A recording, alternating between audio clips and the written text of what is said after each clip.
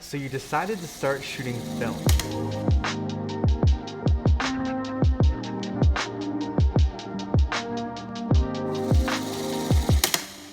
It's embedding the literal particles of light into the film emulsion in your point and shoot camera when you press down on the shutter, but having no idea what your final image is going to look like until you have it developed and scanned.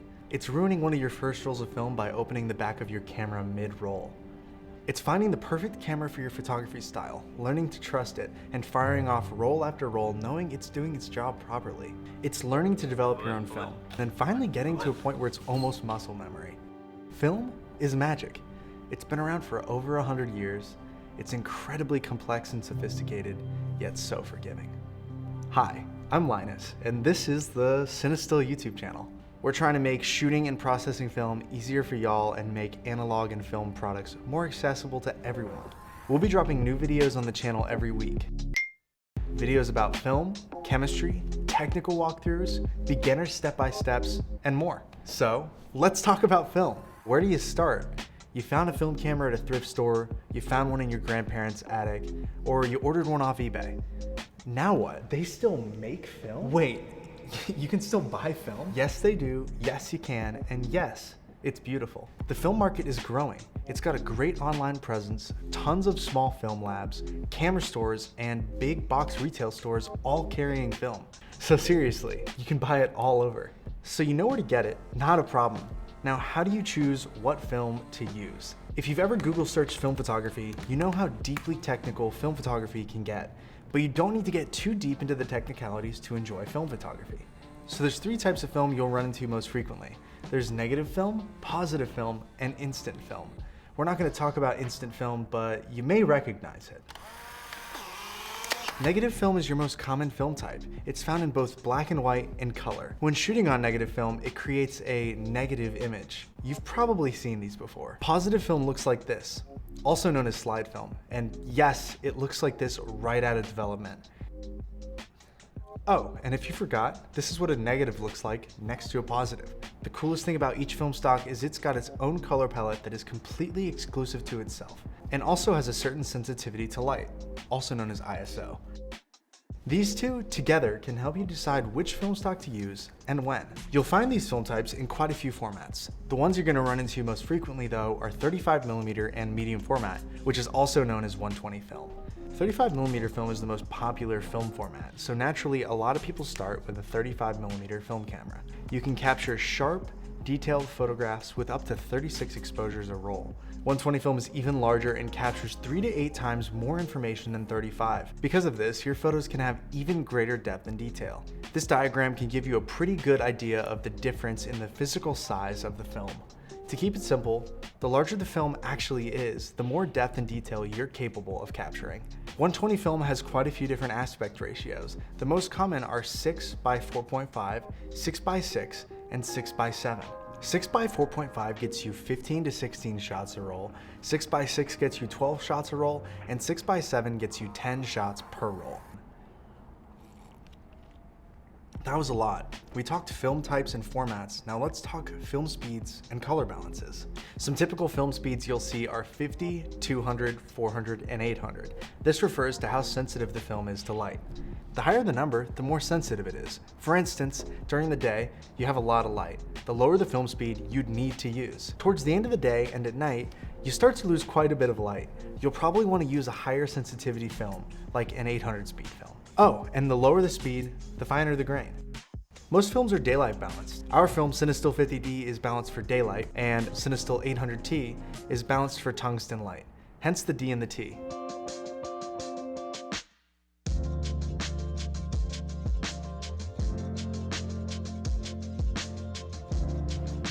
Now, let's talk about film cameras.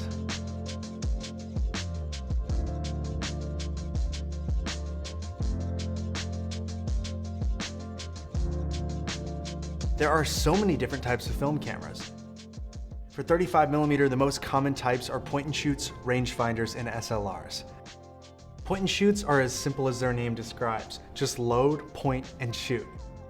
Many of these cameras don't even have any manual controls. You just set the film speed, then you load the film and you're ready to go. Point and shoot's automatically exposed based on the film speed and the environment right in front of you. SLRs and rangefinders are perfect if you're looking for more manual control. They allow you to control your shutter speed, aperture, and film speed. The difference between the two is pretty simple. With SLRs, you're looking directly through the lens, and with rangefinders, you're looking through a separate viewfinder element that allows the camera to be more compact. Using these cameras gives you complete control of your settings and gives you access to a ton of different interchangeable lenses with various focal lengths. Anyway, on to medium format cameras, which, by the way, are not as intimidating as they look. If you understand the fundamentals of film speed, shutter speed, and aperture, you can shoot with any film camera. There's a couple different types of 120 film cameras. There's TLRs, SLRs, and rangefinders. SLRs are a bit different than 35mm SLRs. There are cameras that look like a big 35mm camera, like the Pentax 6x7, and then there's cameras like the Mamiya and the Hasselblad that look nothing like a typical SLR. They look wildly different, but for good reason. Removable backs allow for multiple rolls to be carried and shot, which is very cool. You can bring one back with black and white and one back with color and swap through them throughout your shoot, and you don't have to wait to finish an entire roll to start your next. TLRs, or twin lens reflex, are typically 6x6 square format cameras that have two lenses of the same focal length. The top one is your viewing lens, which uses ground glass to let you frame your subject to your scene, and the bottom one is your taking lens, which actually captures the image. Oh, and lastly, we've got rangefinders. We don't have one on the table right here with us, but they work in the exact same way 35mm rangefinders do. Loading 35mm film cameras is, across the board, the same. You lock your canister into place, pull it across the camera to the take-up, close the back of your film camera, and advance to the first frame. Some cameras are motorized, which means after you close the back, they will pull the film to the first frame for you. After the back of the camera is closed, do not open it. Opening the back of your camera after loading it will destroy the film by exposing it to too much light. Loading 120 film cameras is not too different of a process from 35. However, it's roll film, which means it does not get rewound back into a cartridge. So when you load a 120 film camera, you'll need to take the spool off of the supply side and move it over to the take-up side. Take your film, remove it from the wrapper, break the seal, and then load it onto the supply side. From here, it's pretty similar to loading a 35mm camera.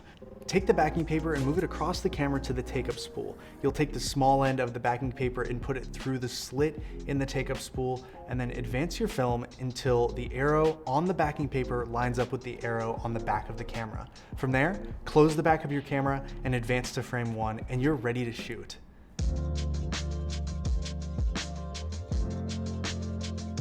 Your film is loaded and you're ready to shoot. Now, how do you shoot film?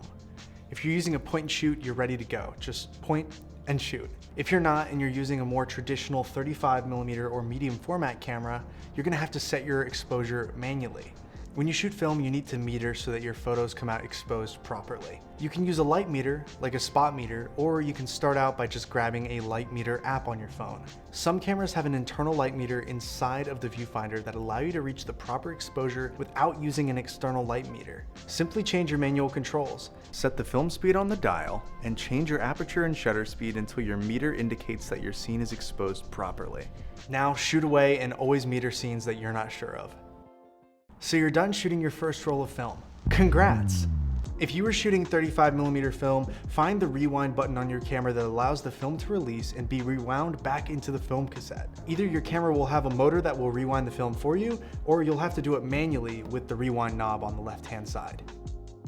If you were shooting 120 film, advance and fire your camera a couple more times and then open your back. From there, you can take the spool out, fold the backing paper over, and use the sticker or tape to hold your film secure so that no light gets into it.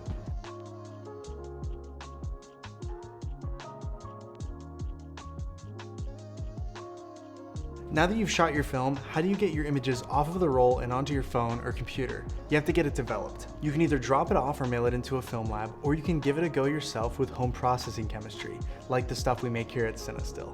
No matter what, keep your negatives. They're your backup if you want to rescan your film if you lose your digital files. They are your copyright to these images. That was a lot, but that's why we started this channel, to help demystify the confusing and complicated bits. We'll be sharing new videos every week on film photography, film processing, and everything in between.